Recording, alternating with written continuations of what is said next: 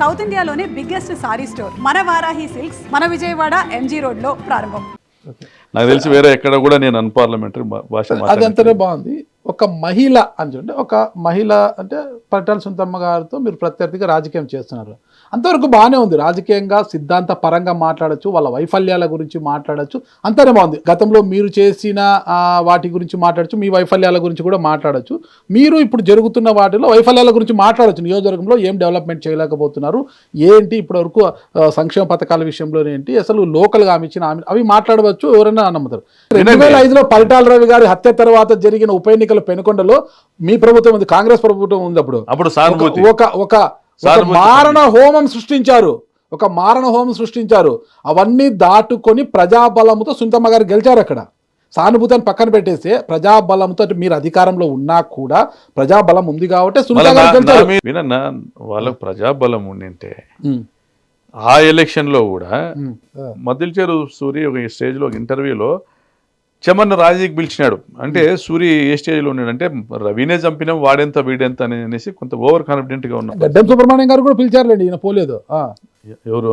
గడ్డం సుబ్రహ్మణ్యం కూడా పరిటాల రవి గారు మీడియా సాక్షుల్లో నంబర్ 1 కదా ఆయన.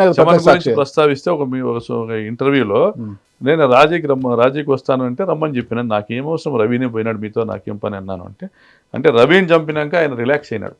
తన తండ్రిని తన కుటుంబాన్ని మొత్తాన్ని చంపినటువంటి పరిటాల రవిని హత్య చేసిన తర్వాత మద్దిలచేరు సూరి రిలాక్స్ అయినాడు.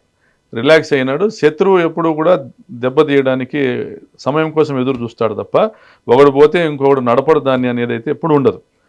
ఇప్పుడు పరిటాల రవి పోయినాక Paritala Sunitha she's running the show చేస్తుంది, రాజకీయం చేస్తుంది. ఆమె ఎమ్మెల్యేగా వచ్చిన తొలి సంవత్సరంలో ఏం సాధించింది తప్ప పరిటాల సునీత అంటే రేపులు, మర్డర్లు, దాడులు, దొమ్మిలు, దోపిడీలు. ఎంత దుర్మార్గం! వాళ్ళ వ్యవస్థ వాళ్ళ ఆలోచన విధానమే మారలే. దొంగతనాలని కూడా వెనకేసుకునేటువంటి విధానం, నేను ఐ హ్యావ్ టోటల్ ఎవిడెన్సెస్, దొంగతనాలని కూడా వెనకేసుకునేటువంటి విధానం వాళ్ళలో ఉంది.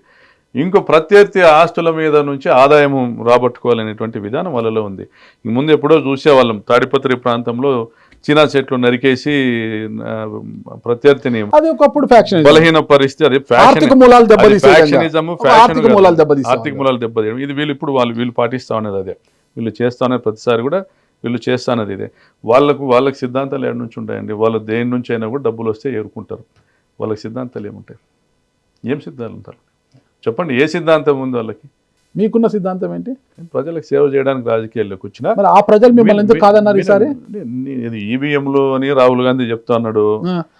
ఆయన చెప్పినంత వినండి, ఆయన ప్రూఫ్ ఆయన ఇచ్చినటువంటి ఒక వివరణ, ఒక పవర్ పాయింట్ ప్రజెంటేషన్ దేశవ్యాప్తంగా ఈరోజు అల్లకల్లోలం అవుతుంది. దాని మీద అఫిడవిట్ లేకపోతే మీరు దేశద్రోహం చేసినట్టు అవుతుంది అనేసి ఈరోజు ఈసీ కూడా ఆయనకు. ఎవరండి ఈసీలో? ఎవరు ఈసీలో కూర్చుండేది ఎవరండి? టక నీకు హోమ్ మినిస్టర్కి కావాల్సిన వ్యక్తిని తీసుకొచ్చి ఈసీకి చైర్మన్ చేసి ఎలక్షన్ జరిపింది బీజేపీ. నీకు అసలు రాష్ట్ర ఎన్నికల కమిషనర్గా నిమ్మగడ్డ రమేష్నే చూసినాము ఏం చేస్తున్నారని.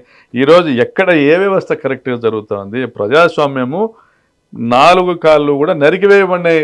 నీకు లేదు జుడిషియరీ, లేదు మీడియా, లేదు నీకు ఎగ్జిక్యూటివ్, లేదు లెజిస్లేటివ్, లేదు ఏది కూడా, మొత్తం అన్ని కూడా కుదేలైపోయినాయి. ఈ రోజు ఏదైతే లెజిస్లేటివ్ స్ట్రెంగ్త్ వాళ్ళకైతే ఉందో that is all because of EVMs. నా ప్రశ్నకు సూటిగా సమాధానం చెప్తారా? సరే, ఈవీఎంలు అంటారు కదా, మరి పొంగనూరులో పెద్దిరెడ్డి రామచంద్రారెడ్డి గారు ఎలా గెలిచారు? సరే, ఆయన చాలా బలవంతుడు అని అనుకుంటాం. తంబల్లపల్లిలో ఆయన సోదరుడు ద్వారకనాథ్ రెడ్డి గారు ఎలా గెలిచారు?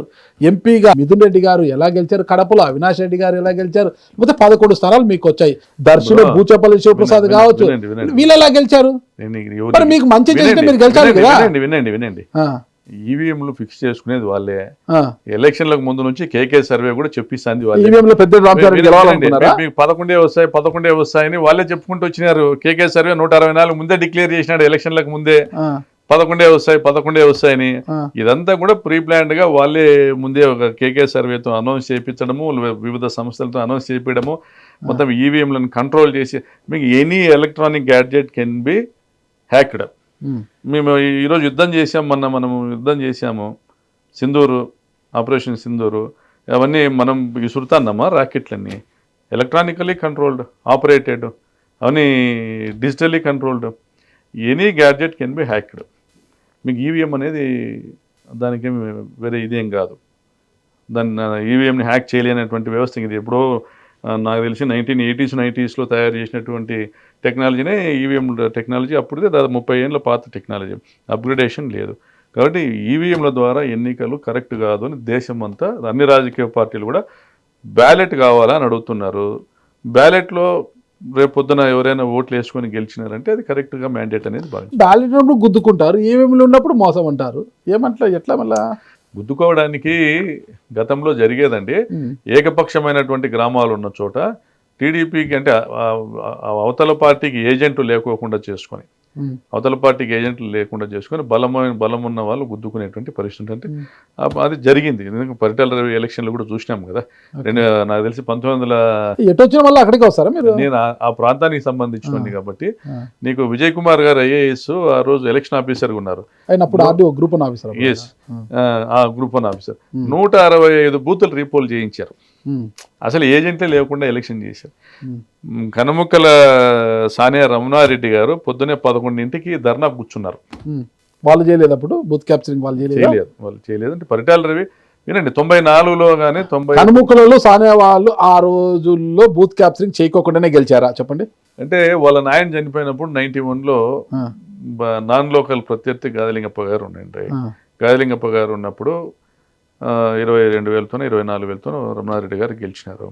94లో పరిటాల రవీంద్ర కంటెస్ట్ చేసినప్పుడు అంతే మెజార్టీతో ఈయన ఓడిపోయినాడు.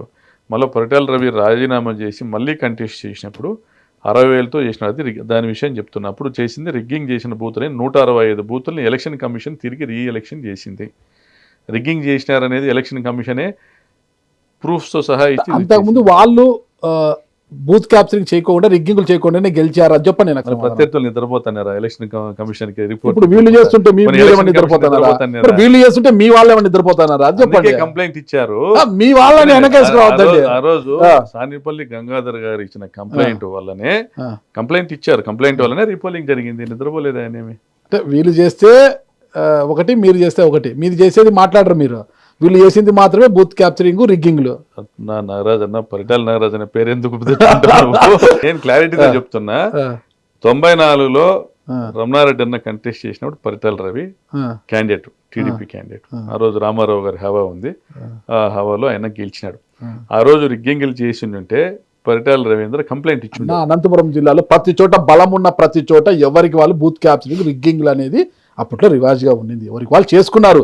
వీళ్ళు వాళ్ళని ఒక వర్గాన్ని అనొద్దండి, అన్ని వర్గాలు బలమైన వర్గాలు ఉన్న ప్రతి చోట జరిగాయి. ఇక్కడ అక్కడ అని కాదు, ప్రతి చోట జరిగాయి. చరిత్రలో గతంలో జరిగినాయి కానీ గతంలో రిగ్గింగ్లు జరిగినాయి.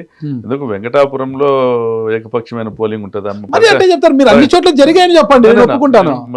పరిటాల సునీత సొంత గ్రామంలోనూ రిగ్గింగ్లు జరిగినాయి కాదని లేదు. తర్వాత కాలక్రమేణా ఈవీఎంలు వచ్చినాక దొంగ ఓట్లు చేర్పించుకోవడము, ప్రాక్సీ ఓట్స్ కర్ణాటక ఓటర్లను చేర్పించుకోవడము, వాళ్ళని ఎలక్షన్ రోజు పొద్దునే తీసుకొచ్చి ఆడ క్యూలు నిలబెట్టేసి ఓట్లు వేయించడం, రొటేషన్ చేయడం, ఇటువంటివి చేసుకుంటే ఏజెంట్లను కంట్రోల్లోకి తెచ్చుకొని చేసుకోవడం జరిగినప్పుడు ఎవరేం చేయలేని పరిస్థితి.